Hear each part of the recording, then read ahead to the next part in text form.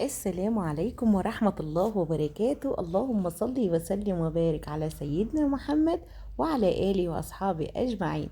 ازيكم يا حبايبي؟ عاملين ايه؟ يا رب تكونوا بأفضل صحة وأحسن حال إن شاء الله.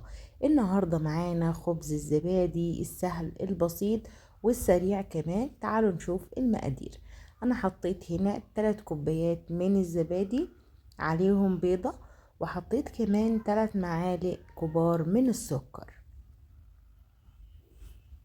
ضفت عليهم 40 جرام من الزبدة، يعني مالي معلقتين كبار مليانين. طبعا لو ما عندكيش زبدة ممكن تستبدليهم بربع كوباية من الزيت.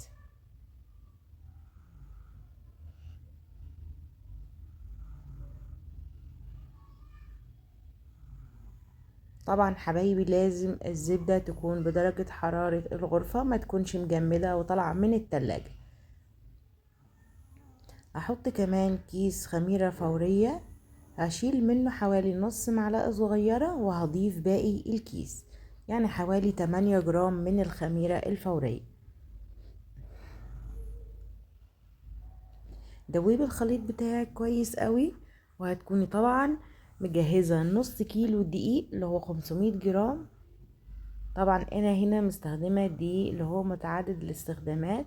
طبعا لو انتي هتستخدمي اي دقيق تاني فضيفي المقدار بتاعك شوية بشوية، ما تحطيهوش كله مرة واحدة، لان طبعا الدقيق بيختلف، درجة امتصاصه للسوائل بيختلف كل نوع عن التاني.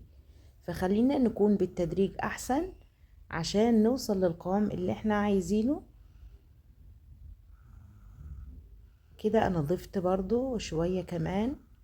لو لقيت نفسي محتاجة الكمية كلها هضيفها، مش محتاجاها خلاص. انا كده حوالي 400 جرام من الدقيق انا استكفيت بيهم كده. هلم العجينة بتاعتي كويس قوي زي ما انتوا شايفين كده اهو بالظبط. وصلت لقوام العجينة اللي هو تكون متماسكة شوية، ما تكونش طرية قوي بتلزق. بعد طبعا ما خمرتها وارتاحت شوية، هاخد العجينة قدامي كده وهقسمها لجزئين.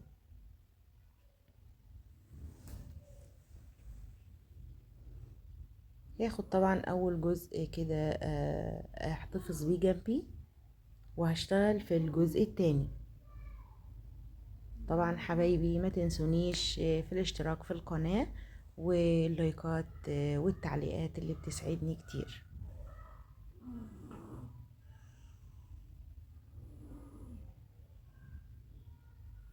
طبعا سبت العجينة ترتاح لمدة 10 دقايق. طبعا اي معجنات انت هتشتغلي فيها لازم تسيبيها تستريح حوالي 10 دقايق كده عشان تكون سهلة الفرد معاكي وما تتعبكيش.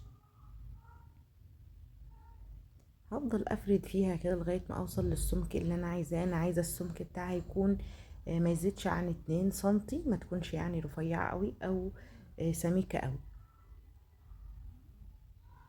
كده بفرد بالنشابة وبايديا وبساوي، بحاول اساوي لاني عايزة الشكل بتاعها يكون دائري في النهاية.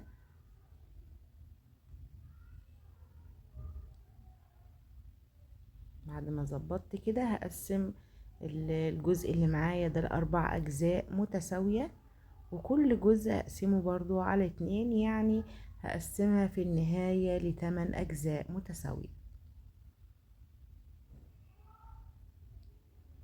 كده أنا عملت 4 مثلثات أهما قدامي. هبدأ اخد في كل مثلث 3 شرط كده، بس مش هاخدهم للآخر. كده اهو زي ما انتوا شايفين بالظبط، زي ما انا بعمل كده قدامكم بالظبط. 3 شرط كده على رأس المثلث من فوق، وباخد 3 شرط بالسكينة او بأي قطاعة عندك.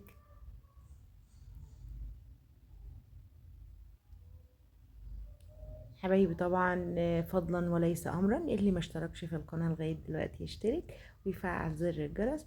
ولايكاتكم مهمة جدا عشان الفيديو يوصل لأكبر عدد من الناس، عشان كلنا نستفاد من بعضينا. هبدأ كده احط الحشو اللي انت عايزاه، اي حشو يعجبك انت عايزاه. الاطعمة اللي بتفضليها اللي بيحبوه ولادك، دي حاجة طبعا ترجع لذوقك انت وترجع لامكانياتك. طبعا انا حطيت الحشو كده، لازم هقفل طبعا عليه كويس قوي عشان ما يطلعش من العجينة او ما يطلعش من الشكل. بقفل كويس قوي كده،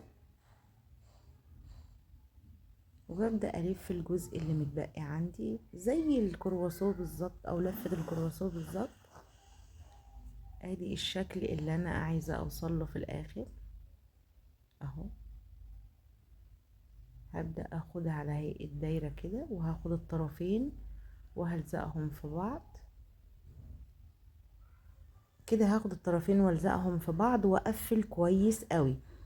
ما استعجلش يا جماعة، براحتي خالص خالص عشان تطلع الحاجة اللي في ايدي مظبوطة. هقفل كويس قوي فوق وتحت كده، واوصل للشكل اللي انتوا شايفينه ده.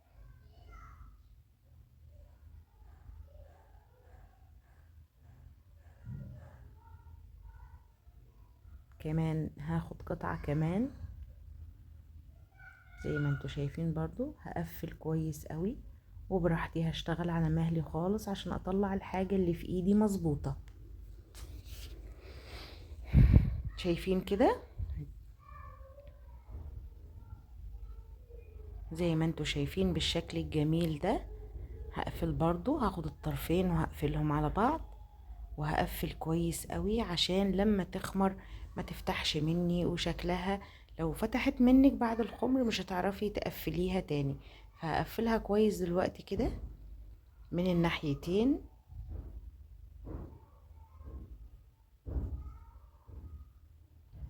زي ما انتوا شايفين كده.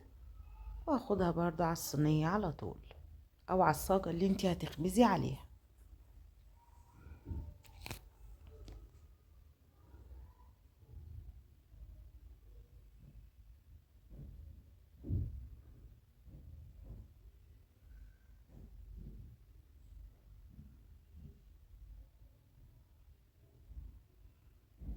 زي ما احنا شايفين بالظبط كده.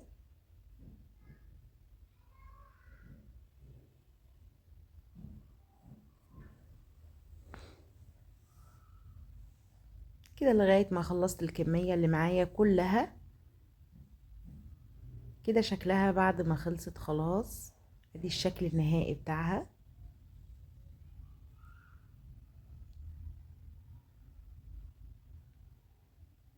طبعا بعد ما تخمر هسيبها، طبعا اغطيها واسيبها تخمر لمدة نص ساعة كمان.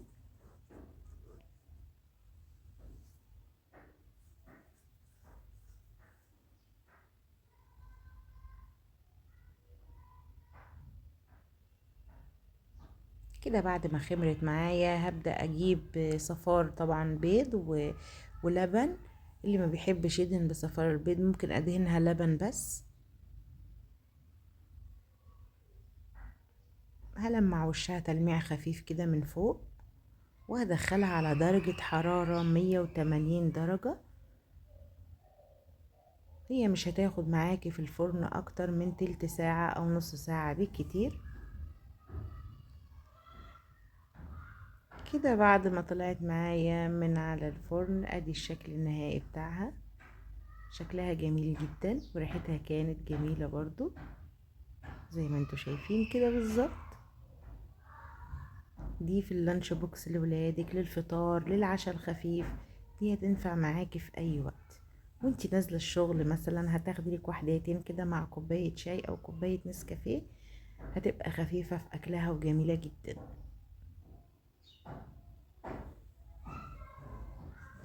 زي ما انتوا شايفين كده الجمال والحلاوة. نشكل وننوع في مخبوزاتنا. هي تقريبا هتلاقيه كل المخبوزات بتاعتك هتكون المقادير بتاعتها متقاربة مع اختلاف بسيط جدا، بس بتديكي شكل نهائي جميل جدا وشكل مختلف عن اللي قبله. ادي الحشو بتاعي من جوه اهو. قد ايه كانت جميلة وطعمها لذيذ جدا. جربوها وهتعجبكم. ولو عجبتكم ما تنسونيش في الكومنتات الجميلة بتاعتكم، ولايك واشتراك في القناة. والسلام عليكم ورحمة الله وبركاته.